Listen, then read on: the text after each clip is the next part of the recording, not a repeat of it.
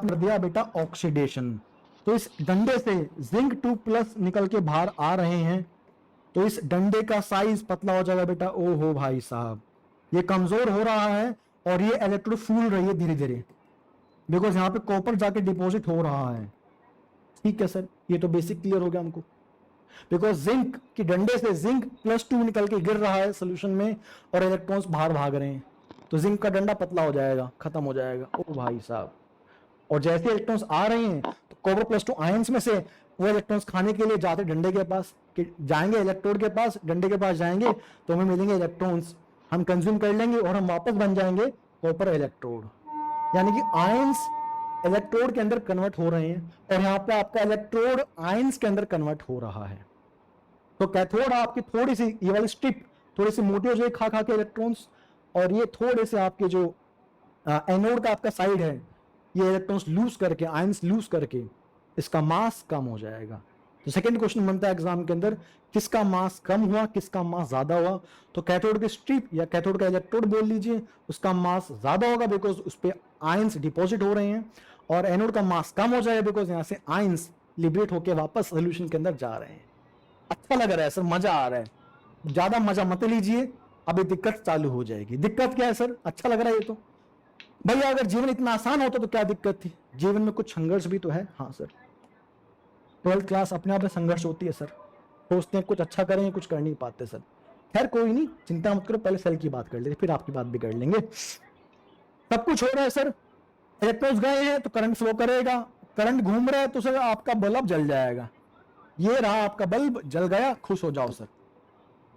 लेकिन ये तमाशा ज्यादा देर काम नहीं करने वाला, जैसी 5-10 मिनट हुई ये तमाशा खत्म हो जाएगा, इट विल स्टॉप। क्यों सर, क्या हुआ, दिक्कत क्या है? दिक्कत ये बच्चों कि यहाँ पे कॉपर +2 के आयंस बहुत ज्यादा डिपॉजिट हो जाएंगे, तो सल्फेट को दिक्कत होनी स्टार्ट हो जाएगी। क्या दिक्कत सल्फेट को, बताऊंगा क्या दिक्कत है, डोंट वरी, पहले सुन लो ध्यान से।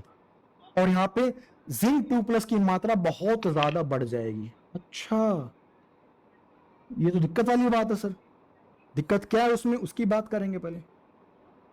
पहले जिंक सल्फेट में एक जिंक के लिए एक सल्फेट अवेलेबल था, समझ लो ध्यान से, पहले बता रहा हूं मैं, ये सारी बातें काम आएंगी अपने को, इसलिए बता रहा हूं। एक जिंक के लिए एक सल्फेट अवेलेबल है जिंक सल्फेट के अंदर, और कॉपर सल्फेट में एक कॉपर +2 के लिए एक सल्फेट अवेलेबल है, ताकि चार्ज बैलेंस हो सके। हाँ ये बात तो सही है सर, आपका solution must be electrically neutral, उसका चार्ज बैलेंस होना चाहिए।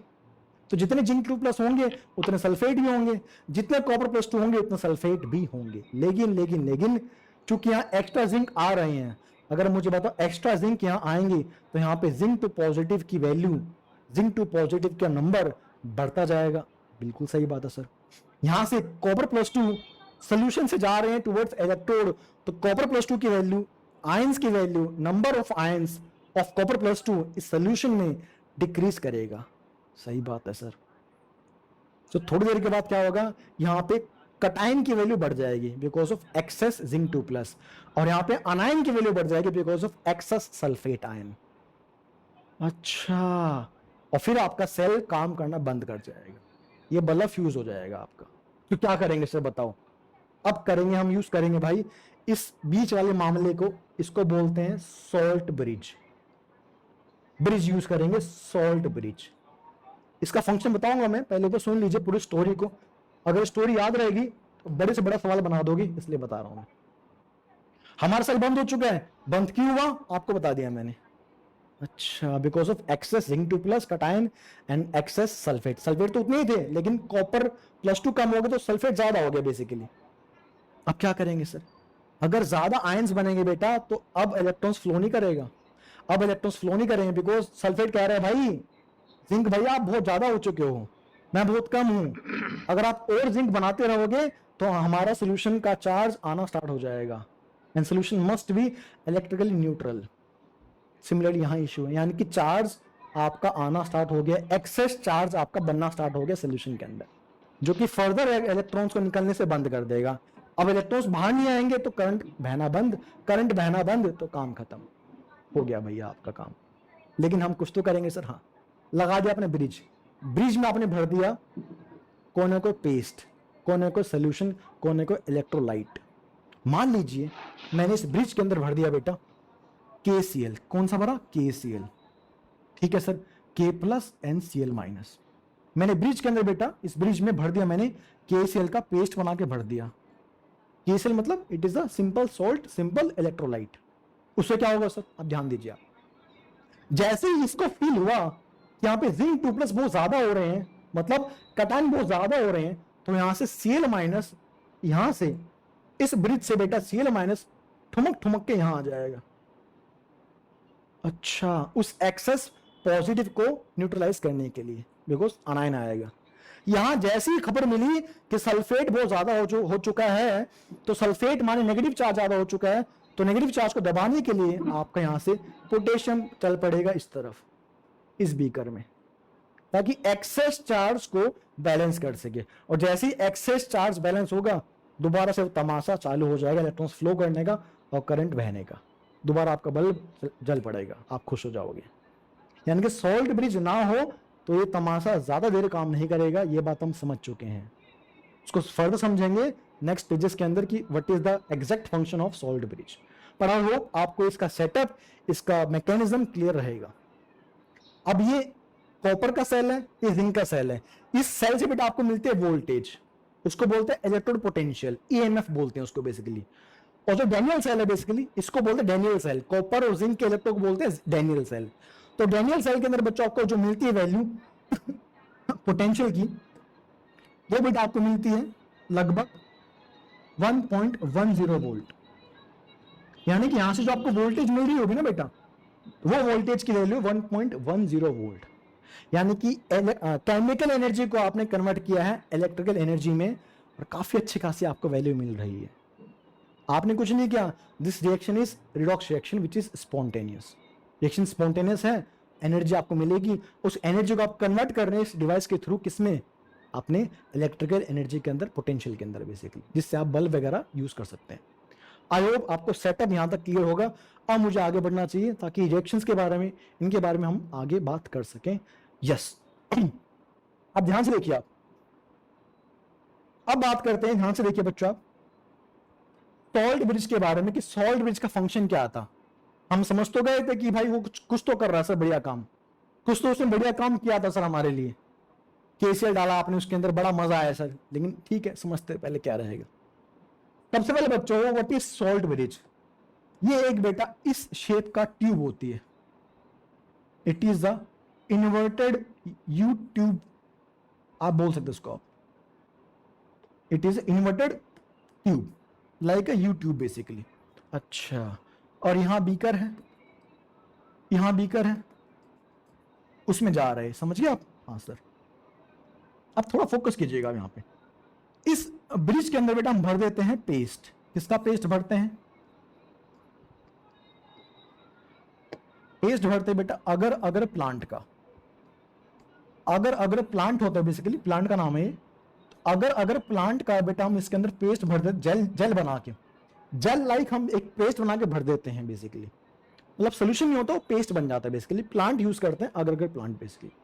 और पेस्ट के साथ हम भरते हैं बेटा इसके अंदर from electrolyte, that will be KCl और KNO3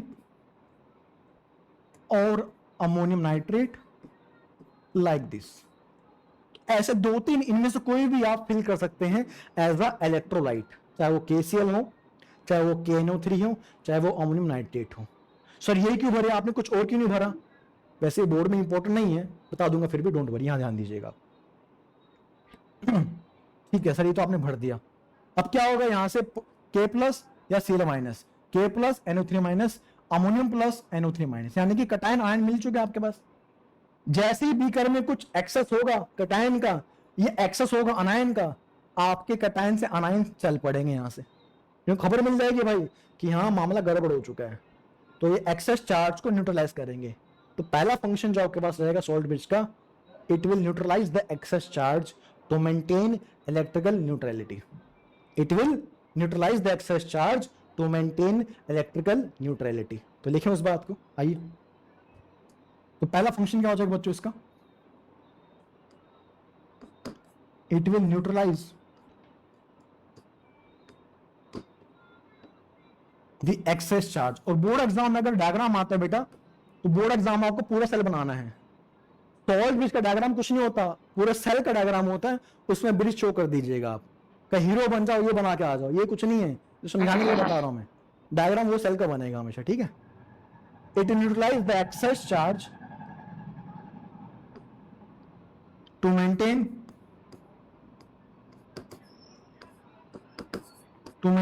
electrical neutrality, to maintain electrical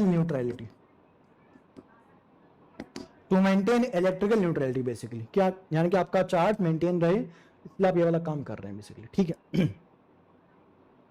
तो ये बेसिक फंक्शन अपने पास है किसका, सॉल्व ब्रिज का। अब आपने सर केसीएल यूज क्यों किया, आपने सर ये एनएसएल यूज क्यों नहीं किया, इसमें क्या दिक्कत है बेटा? हम वो चीज यूज कर रहे हैं, हम वो आयंस यूज कर रहे हैं, हम वो इलेक्ट्रोलाइट यूज कर रहे हैं बेसिकली, कौन सा, जिसके अंदर कटायंस और अनायंस की स्पीड बराबर हो। ऐसा ना हो कि कटायन तो पहुंच गया, अनायन नहीं पहुंचा। यहां पे हम चाहते हैं कि कटायन और अनायन जो भी है इलेक्ट्रोलाइट के अंदर, उनकी स्पीड बराबर हो। That is called mobility. Mobility मतलब speed in the solution, speed in the aqueous solution basically. ऐसा ना हो कि CL- पहुंच चुका है और Na+ पूछ रहा है जाऊं ना जाऊं, वेट कर रहा है वो, नहीं। हम चाहते हैं कि दोनों आयंस की स्पीड सिमिलर हो, ताकि दोनों एक तरफ से पहुंचे और एक साथ चार्ज को मेंटेन कर सके। सो इसलिए हम कुछ स्पेसिफिक कंपाउंड यूज करते हैं, लाइक KCl, KNO3 या अमोनियम नाइट्रेट, बिकॉज वो उस कंडीशन को फुलफिल कर रहे होते हैं। कंडीशन कौन सी अपने पास, कि स्पीड या mobility of cation must be equal to mobility of anion, ठीक है। डन, आगे बढ़ते हैं भाई। अब बात करते हैं अपने पास अब आगे आपके पास चैप्टर के अंदर सेल पोटेंशियल, आप इसी की बात कर रहे हैं। हम केमिकल को कन्वर्ट करें इलेक्ट्रिकल के अंदर, तो एक पोटेंशियल आएगा, उस पोटेंशियल